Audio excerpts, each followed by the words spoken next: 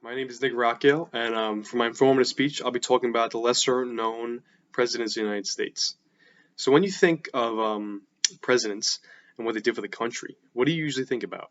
Probably George Washington fighting the Revolutionary War, or maybe Abraham Lincoln signing the Emancipation Proclamation, which ended up freeing the slaves during the Civil War, or even Franklin Roosevelt leading us out of the Great Depression after World War II.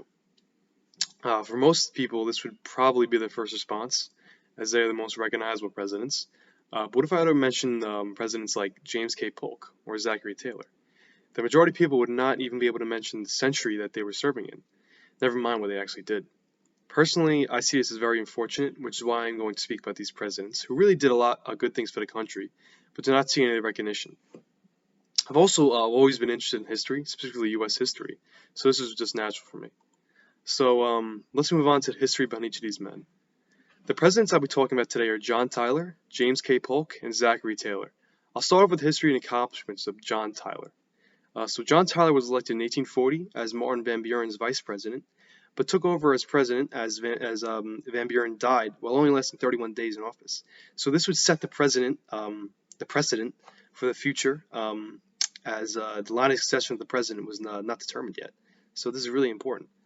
So John Tyler would go down in history as probably one of the most hated presidents. He averaged a 39% approval rating, and it even went down to 25% some months. So the American people were not very happy with him, mostly because he was very moderate in his approach to issues like slavery, which he really could not get any crowd going for him. So according to history Leonard Dinerstein, he was one of the main errors of a constitutional history. This is regarding the fact that he was elected vice president. So he was given the presidency while not being elected. So this is probably why he's forgotten to history, though his accomplishments should be recognized nonetheless. So Tyler's accomplishments, while small in number, are still important to this day. His main one is said to be the admission of Texas into the United States. Though Texas joining was inevitable, John Tyler sped up this process considerably. So let's move on to President James K. Polk. So the fact that most people can't name this president really does surprise me. He's probably one of the most important presidents America has had, and he's responsible for expanding America westward, essentially, and he really did enact the idea of manifest destiny, which we learned about in history. So Polk was elected in 1844, following the mostly below-average reign of previously mentioned Zachary Taylor. He oversaw a strict expansionist policy, which is a major trait, really. An interesting fact of Polk is that his wife, Sarah Polk, was the first lady to actually have an important role in the U.S. government. She helped him with his speeches and even some of his policies. This wouldn't happen until President Roosevelt's wife in World War II, which is almost 100 years later. So Polk in 1848 considered his major goals as president to be fulfilled. This is the end of his term.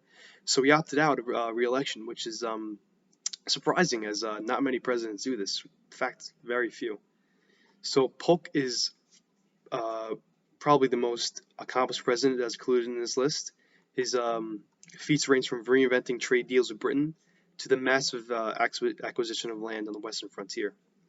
His largest accomplishments has to be increasing the United States by a third, adding states such as California, Arizona, New Mexico, Utah, and Nevada. So this was mostly accomplished through the highly controversial Mexican-American War, in which America invaded and ended up purchasing about half of Mexico's land. So, as Professor Robertson says, he would later call the most unjust war in history when referring to Ulysses S. Grant, future president of the United States. So even people back then were really, against this war, very controversial, which is probably why he's forgotten to history. So next, I'd like to talk about Zachary Taylor. So Taylor is an interesting president. He only served for 16 months because of his death during his time in office, but he was a renowned general prior to his election. And he was actually the oldest president to be elected at that time, and would only be overtaken by Reagan in 1980. So Taylor was fighting mostly against Native Americans, and in the Mexican War is where he gained most of his prestige, and probably why he was elected in the first place. So Taylor had probably no political experience, and is even said to have no interest in politics. It was really odd seeing he ran for president. So his main appeal to the American people was that he pictured himself as a soldier to the Republic, and that he would protect America against outside threats, which was considered at the day to be, Native Americans, Britain, countries like that. So this is similar to what politicians do today.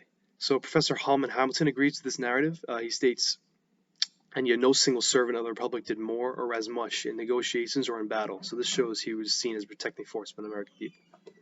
So those accomplishments are limited by both short-term and overall political incompetence.